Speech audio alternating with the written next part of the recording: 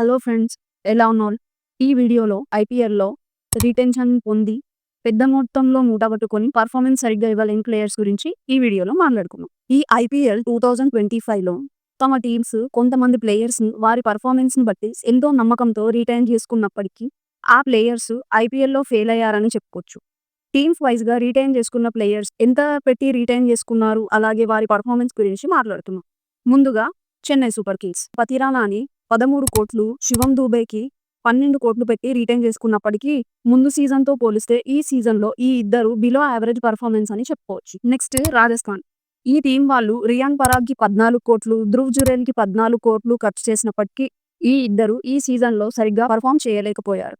మెయిన్‌గా రాజస్థాన్ వాళ్ళు హెట్మేయర్‌ని 11 కోట్లతో ఎంత మంచిగా ఆడే జాస్ బట్లర్‌ని వదిలేసి ఇతన్ని రిటైన్ చేసుకున్నప్పటికీ హెట్మేయర్ వరస్ట్ పర్ఫార్మెన్స్ ఇచ్చాడని చెప్పుకోవచ్చు. ఇతను ఫినిషర్ స్టేజ్‌లో వచ్చినప్పటికీ 3 సార్లు 9 రన్నుల తేడాతో, ఒకసారి 6 రన్నుల తేడాతో రాజస్థాన్ ఓడిపోయింది. దీనికి ప్రధాన కారణం హెట్మేయర్ అని చెప్పొచ్చు. Next KKR. కేకేఆర్ వాళ్ళు లాస్ట్ సీజన్ ఐపీఎల్‌లో ట్రోఫీ గెలిచి స్ట్రాంగెస్ట్ టీమ్ అని ప్రూవ్ చేసుకున్నారు. అదే ఫైర్‌తో ఫినిషర్‌గా ఉన్న రింకు సింగ్‌ని 13 కోట్లకి, ఆల్రౌండర్ అయినటువంటి రసల్‌ని 12 కోట్లకి, బౌలర్ హర్షిత్ రాణాని 4 కోట్లకి రిటైన్ చేసుకున్నారు. ఈ ముగ్గురు ప్లేయర్స్ ఈ సీజన్‌లో కేకేఆర్‌కి బొక్క పెట్టారనే చెప్పుకోవచ్చు. ఎందుకంటే వాళ్ళ పర్ఫార్మెన్స్ అంత వరస్ట్‌గా ఉంది. Next LSG. ఈ ఎల్ఎస్‌జీ వాళ్ళు మయాంక్ యాదవ్‌ని 11 కోట్లు పెట్టి రిటైన్ చేసుకున్నప్పటికీ ఇంజ్యూరీ పేరుతో మయాంక్ యాదవ్ అసలు ఈ సీజన్‌లో ఆడిందే లేదు. ఆడిన 1, 2 మ్యాచెస్ కూడా గొప్పగా పర్ఫార్మెన్స్ ఇవ్వనే లేదు అని చెప్పుకోవచ్చు. Next SRH. ఎస్ఆర్‌హెచ్ వాళ్ళు రిటైన్ చేసుకున్న ప్రతి ప్లేయర్ ఈ సీజన్‌లో సూపర్‌గా పర్ఫార్మ్ చేశారు. ఒక నితీష్ కుమార్ రెడ్డి తప్ప. నితీష్‌ని ఎస్ఆర్‌హెచ్ వాళ్ళు 6 కోట్లకి రిటైన్ చేసుకోవడం జరిగింది. కానీ ఇతను మిడిల్ ఆర్డర్‌లో ఫెయిల్ అయినప్పటికీ బౌలింగ్ చేసిన 1, 2 మ్యాచెస్‌లో పర్వాలేదు అని అనిపించుకున్నాడు. Next team DC. డీసీ వాళ్ళు రిటైన్ చేసుకున్న ప్లేయర్స్‌లో ఈ సీజన్ అభిషేక్ పోరెల్‌కి అంతగా కలిసి రాలేదు.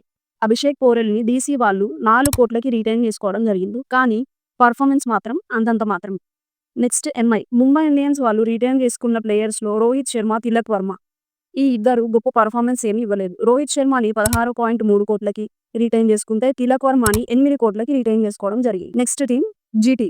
గుజరాత్ వాళ్ళు రిటైన్ చేసుకున్న ప్లేయర్స్ అందరూ చాలా బాగా పర్ఫార్మ్ చేశారు. కానీ బౌలర్ అయినటువంటి రషీద్ ఖాన్ మాత్రం ఫెయిల్ అయ్యారని చెప్పుకోవచ్చు. ఈ సీజన్‌లో రషీద్ ఖాన్‌కి ఫామ్ లేదని చెప్పుకోవచ్చు. Next RCB. ఆర్సీబీ రిటైన్ చేసుకున్న ముగ్గురు ప్లేయర్స్‌లో రజత్ పతిదార్ ఒకరు. ఇతను స్టార్టింగ్‌లో మంచిగా పర్ఫార్మ్ చేసినప్పటికీ కెప్టెన్సీ ప్రెషరో మరి ఇంజ్యూరీయో కానీ తర్వాత మ్యాచెస్‌లో సరిగ్గా పర్ఫార్మ్ చేయలేకపోయాడు. బ్యాటింగ్‌లో సరిగ్గా పర్ఫార్మ్ చేయలేకపోయినప్పటికీ కెప్టెన్‌గా మాత్రం తన కర్తవ్యాన్ని బాగానే నిర్వర్తించాడనే చెప్పుకోవచ్చు. ఇంకా last and final team Punjab. Punjab retain చేసుకున్న ప్లేయర్స్‌లో ప్రభ్ సిమ్రన్ సింగ్, శశాంక్ సింగ్. ఈ ఇద్దరు ప్లేయర్స్ సూపర్‌గా పర్ఫార్మ్ చేశారు.